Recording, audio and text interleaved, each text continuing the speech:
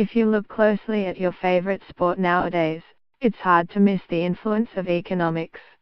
It's evident from the way players are drafted or how much they are paid, through to individual coaching decisions, and even strategic shifts across entire leagues.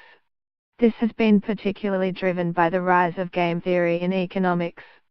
Game theory uses mathematical models to figure out optimal strategies, such as what pitches a baseball pitcher should throw, or whether American football teams should pass more. Sport lends itself to economics and game theory because players, coaches and agents act similar to the hypothetical rational decision makers in economic models. If you've seen or read Moneyball, you'll understand how economics can be used to put together a team. This is the true story of Billy Beane, the former general manager of the Oakland Athletics baseball team. Beane became famous for using economic ideas to identify undervalued players.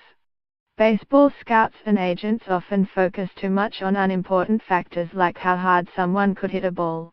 Using advanced statistics, Billy Beane could identify players who were undervalued by his competitors, and play them in ways that made best use of their strengths.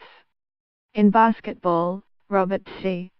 Tarleton is largely behind the explosion of three-point shooting in the National Basketball Association. Mr. Tarleton's research identified that even though three-pointers are less accurate than other shots, over the course of a game and season it makes sense to take more three-pointers. In some cases, economists have been hired to solve specific problems. So the AFL asked Melbourne University economics professor Jeff Borland to come up with an objective measure of club performance, based on team performance, win-loss ratios, previous finals appearances and injuries. For teams and leagues, the incentive to implement economic ideas is financial. American football's Super Bowl attracts 111 million viewers each year in the US alone. In Australia, the broadcast rights for the AFL and NRL are each around $2 billion. And this doesn't even count the merchandise that can be sold to fans. But the academic economists are often driven by something else. Analyzing sport can shed light on fundamental economic questions, particularly about the impact of incentives, labor market discrimination on race and gender lines, and competition. Similarly, the rapidly increasing player salaries in the English Premier League has led to a lot of analysis of winner-take-all markets. It has also led other sports leagues to implement salary caps and restrictions on the draft. But the economics of sport is just for academics, teams and leagues.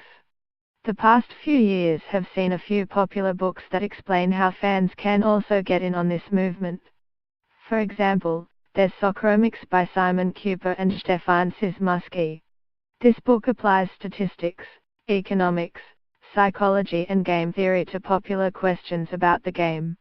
What country likes soccer the most? Norway. What country has performed better at the World Cup than they should have? England, despite their reputation.